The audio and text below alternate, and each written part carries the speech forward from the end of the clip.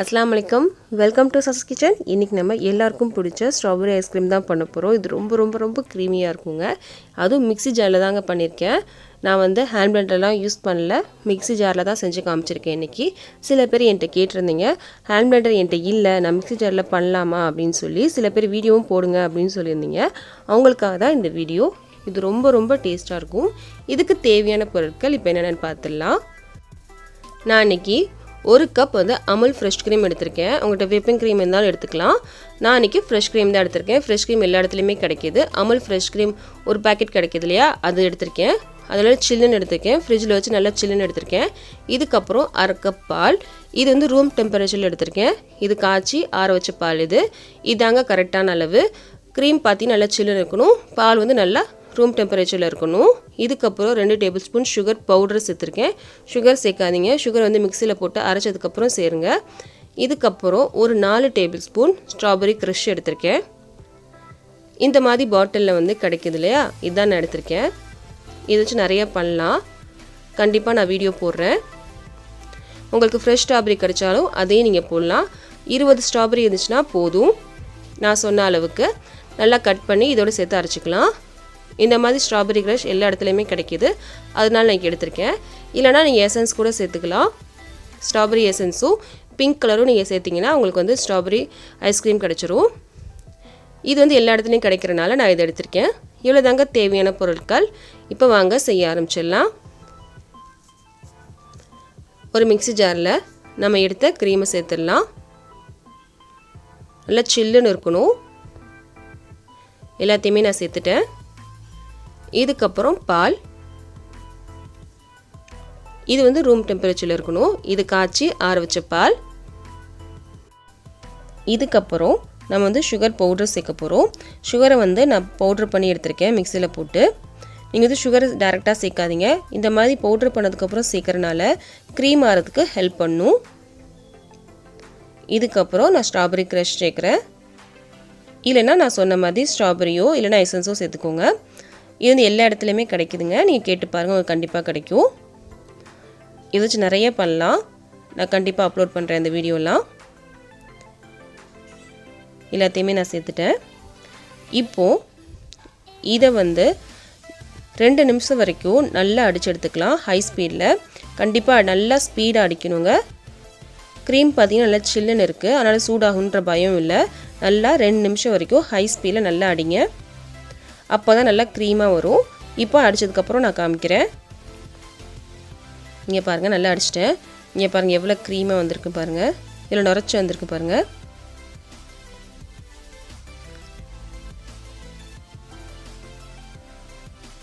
பாருங்கள் கலரும் பாருங்கள் சூப்பராக வந்திருக்கு.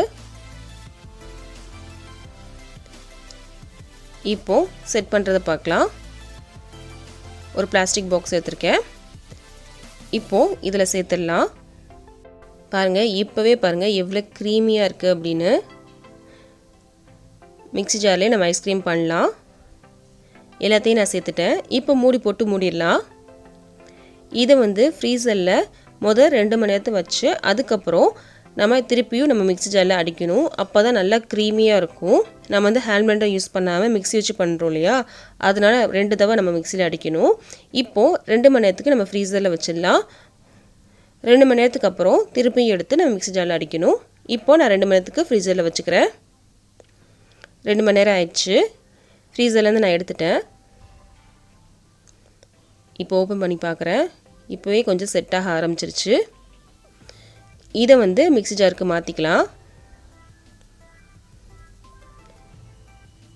ஐஸ்கிரீம் பார்த்திங்கன்னா நல்லா சில்லுன்னு இருக்கும். இப்போது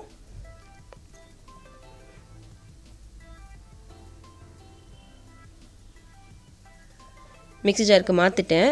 இப்போ நல்லா சில்லுன்னு இருக்கு இல்லையா, ஹை ஸ்பீடில் ஒரு 5 நிமிஷம் வரைக்கும் கண்டிப்பாக அடிக்கணுங்க. அப்போ தான் நல்லா க்ரீமியாக வரும்.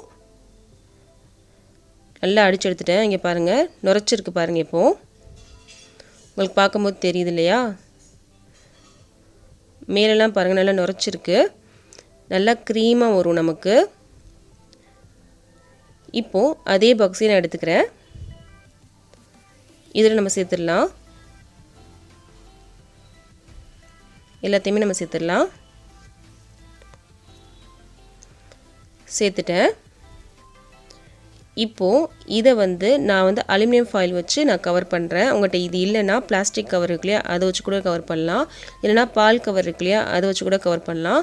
கண்டிப்பாக கவர் பண்ணி தான் ஆகணும். அப்போ தான் மேலே வந்து கிறிஸ்டலைஸ் ஆகாமல் இருக்கும். இந்த மாதிரி சைட்லேயே இருக்கிற மாதிரி நீங்கள் வந்து எடுத்துக்கோங்க. கொஞ்சம் பெருசாகவே எடுங்க. ஐஸ்கிரீம் தெரியக்கூடாது.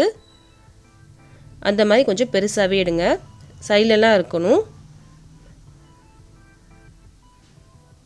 இந்த மாதிரி எல்லா இடத்துலையுமே நம்ம வந்து கவர் பண்ணிடணும்.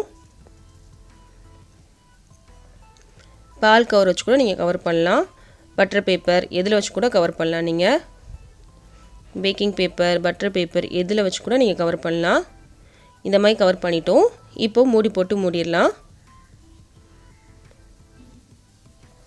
மூடி போட்டு மூடி ஃப்ரீசரில் 8 மணி நேரம் இல்லைனா நைட் ஃபுல்லாக வைங்க.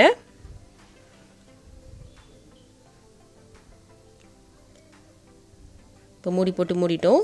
இப்போ ஃப்ரீசரில் 8 மணி நேரம் வச்சிடலாம். 8 மணி நேரத்துக்கு அப்புறம் நம்ம பார்க்கலாம்.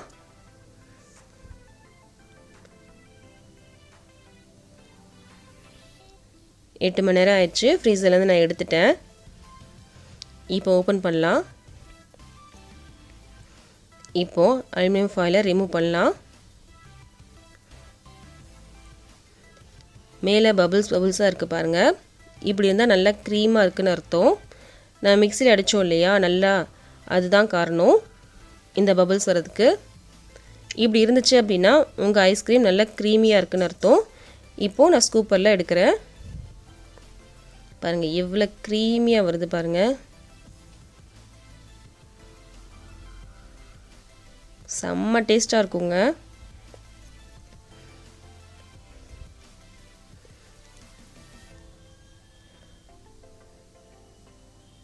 பாருங்கள் எவ்வளோ சூப்பராக இருக்குது. நான் எதுவும் சொல்ல வேண்டிய அவசியமே இல்லை. எவ்வளோ க்ரீமியாக இருக்குதுன்னு உங்களுக்கு பார்க்கும் போதே தெரியும். இன்னொரு ஸ்கூப் எடுத்துக்கிறேன்.